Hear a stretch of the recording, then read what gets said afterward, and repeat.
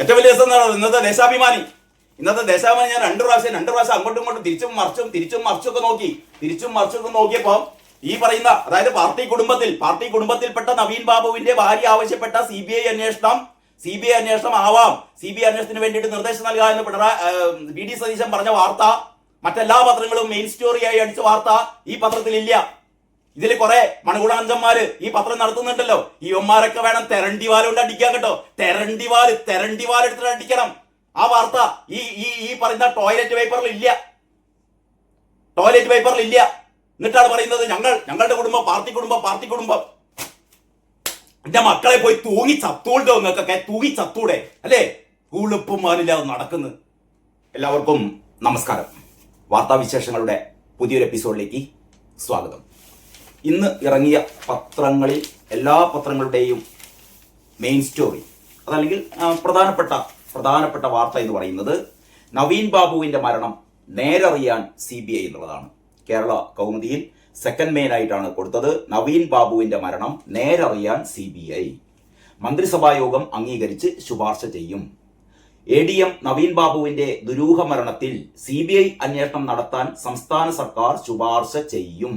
അടുത്ത മന്ത്രിസഭാ യോഗം അംഗീകരിച്ച ശേഷം കേന്ദ്രത്തെ അറിയിക്കും. കേന്ദ്ര പേഴ്സണൽ മന്ത്രാലയമാണ് അന്തിമ തീരുമാനമെടുക്കേണ്ടത്. സ്വാഭാവികമായും അതാണ് അതിന്റെ ഒരു രീതി. അതായത് സംസ്ഥാനം CBI അന്വേഷണത്തിനുള്ള അവരുടെ അഭിപ്രായം, ഇത് CBI അന്വേഷണത്തിന് വിടണം എന്ന് പറയുന്ന നിർദ്ദേശം കേന്ദ്രത്തിന് സമർപ്പിക്കുന്നു. കേന്ദ്രം തീരുമാനമെടുക്കും. അങ്ങനെ CBI വരും.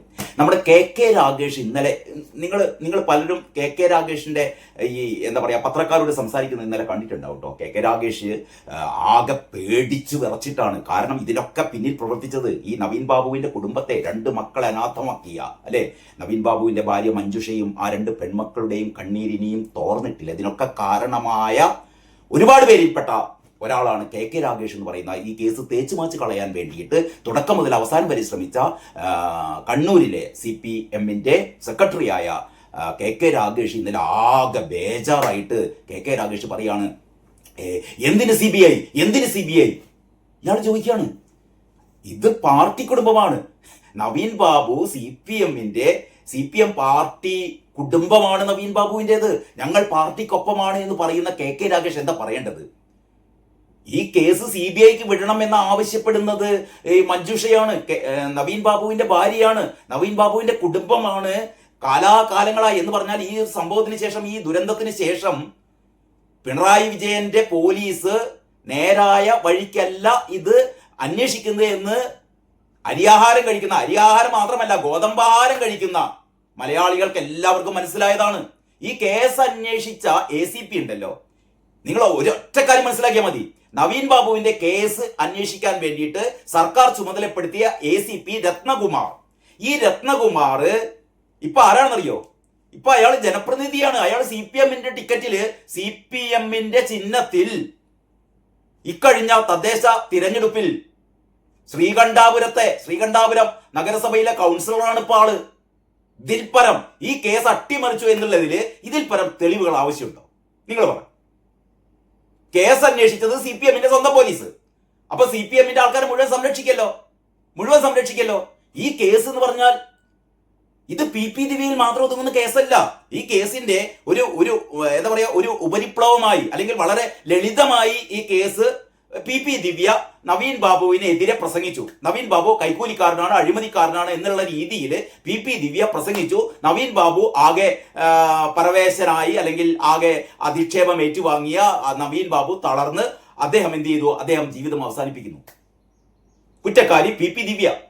ഈ രീതിയിലാണ് ഇപ്പൊ കുറ്റപത്രം സമർപ്പിച്ചത്. ഇതൊന്നുമല്ല. ഇതിന്റെ പിന്നിൽ ഒരുപാട് കഥകളുണ്ട്. അതല്ല അറിയേണ്ടത്. PP ദിവ്യ എന്തിനു വേണ്ടിയിട്ടാണ് നവീൻ ബാബുവിനെ അഴിമതിക്കാരനാക്കിയത്? എന്തിനു വേണ്ടിയിട്ടാണ് അധിക്ഷേപിച്ചത്?